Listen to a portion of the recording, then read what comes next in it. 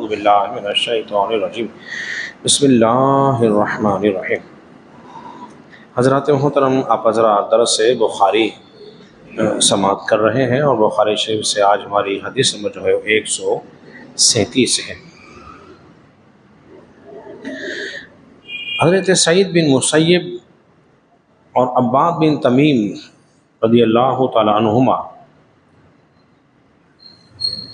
فرماتے ہیں کہ انہوں نے رسول اللہ صلی اللہ علیہ وسلم سے ایک شخص کی شکایت کی۔ کیا شکایت کی؟ کہ اس کو نماز میں خیال آتا ہے کہ نماز میں کچھ ہو گیا ہے، یعنی کہ اس کی ہوا خارج ہو گئی ہے۔ یہ بات سن کر آپ علیہ الصلوۃ والسلام نے ارشاد فرمایا وہ نماز کو اس وقت تک جاری رکھے، اس سے نہ مڑے جب تک کہ آواز نہ سن لے یا اس کی بدبو نہ آ جائے۔ حضرات محترم، حدیث ہو گئی یہاں پر مکمل۔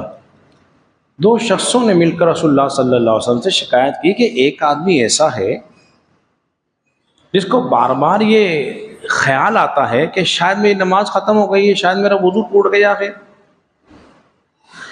جب یہ مسئلہ انہوں نے رسول اللہ سے پوچھا تو آپ نے فرمایا کہ اس کو چاہیے کہ اپنی نماز کو مکمل کر لے، اس لیے کہ جب تک کہ آواز نہ آ جائے یا اس کی بدبو محسوس نہ کر لے اس وقت تک اس کا وضو بولیے قائم رہے گا۔ جب وضو قائم ہے تو اس کی نماز بھی مکمل ہو جائے گی اور صحیح رہے گی۔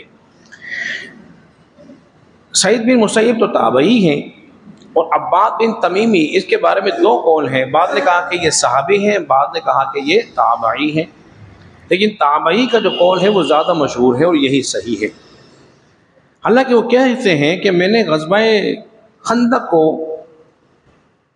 میں نے اپنی آنکھوں سے دیکھا ہے، اس وقت میری عمر جو تھی وہ 5 سال کی تھی۔ تو علماء کرام فرماتے ہیں کہ ان کا یہ قول صحابی ہونے کی دلیل نہیں جب تک کہ ان کا ایمان حضور پہ نہ ثابت ہو جائے۔ بہت سارے واقعات ہمیں موجود ہوتے ہیں، دیکھ لیتے ہیں، مگر ہمارا وہاں اس مقام پہ ہونا ہی لازمی نہیں ہوتا۔ کسی کے ذریعے کسی واقعے کی خبر ہو جانا اس بات کی دلیل نہیں ہے کہ وہ واقعہ اس کے سامنے ہی رونما ہوا ہو۔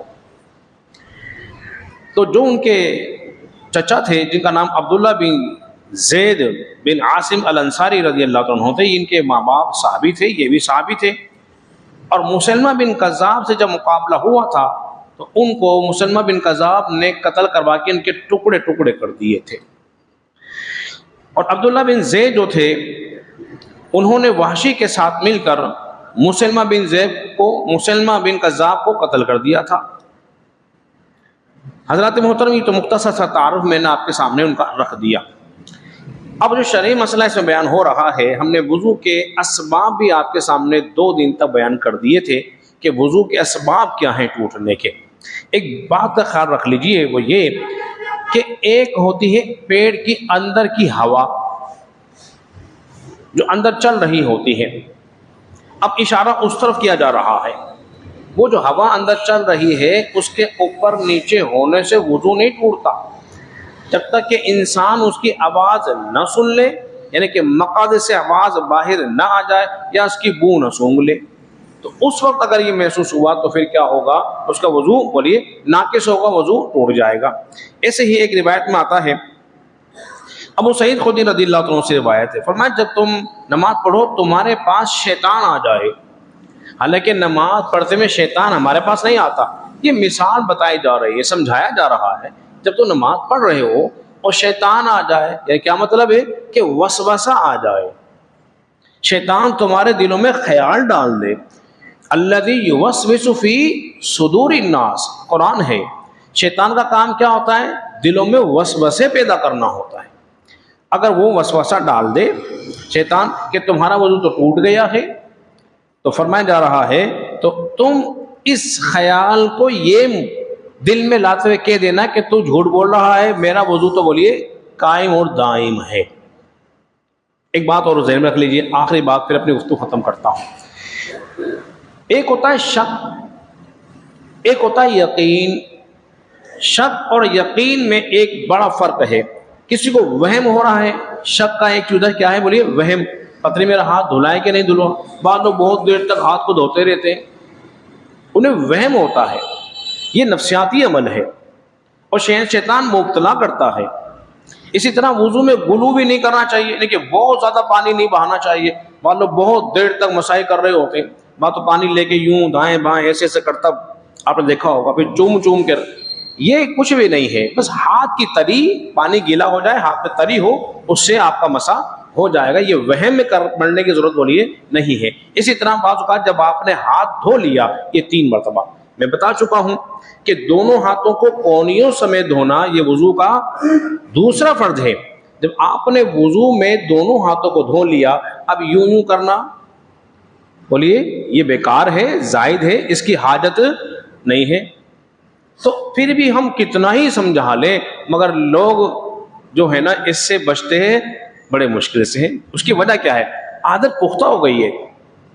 عادت کیا ہو گئی ہے؟ پختہ ہو گئی ہے. وہ انہیں بس وہ جو چلتا ہوا آ رہا ہے نا پہلے سے ہی، تو بس وہ اسی میں ہی بیچارہ چل رہا ہے. کوشش کریں کہ جو طرز عمل جو ہمارا غلط ہے اپنی عادتوں کو بہتر کرنے کی کوشش کریں. جب ہم اپنی عادتوں کو سدھار لیں گے، یقین جانیے ہمارے اندر سے ایک معاشرہ پنپے گا جو ہمارے ارد گرد کے ماحول کو بہت اچھا کر دے گا. اب آئیے وہم کی بات. جب وہم ہو جائے، پتہ نہیں ہوا ہے کہ نہیں ہوا ہے، پتہ نہیں 2 رکعت ہوئی کہ 3 ہوئی ہے، پتہ نہیں کیا ہو گیا ہے، تو دل کے جانب متوجہ ہو جائیں، یقین کر لیں. بس جس پہ یقین ہوگا اگرچہ غلط بھی ہوئے تو بات میں سجدہ سب ہو سکتا ہے نماز کے اندر. اور کسی کا خیال یہ تھا کہ میرا شاید وضو ہے کہ نہیں ہے کہ نہیں ہے کہ نہیں ہے، وقت گزر گیا، تو یقین کر لیں. یقین کیا کر لیا آپ نے؟ یقین کر لیا میرا وضو ہے تو بس ہے. اب اس کو دل میں وسوسے کو بولی جگہ نہ دیں، ورنہ شیطان آپ کو بہت پریشان کرے گا. جب آپ کو یقین ہو گیا میرا وضو ہے تو ٹھیک ہے، اس سے پڑی ہوئی نماز بالکل درست ہے. بعد کو معلوم ہو گیا کہ وضو تھا ہی نہیں لیکن پھر نماز ہو جائے گی، سرمائے بات آپ کے، تو اللہ رب العزت کے بارگاہ میں دعا کریں کہ اللہ تعالی ہم سب کو سمجھنے اور عمل پیرا ہونے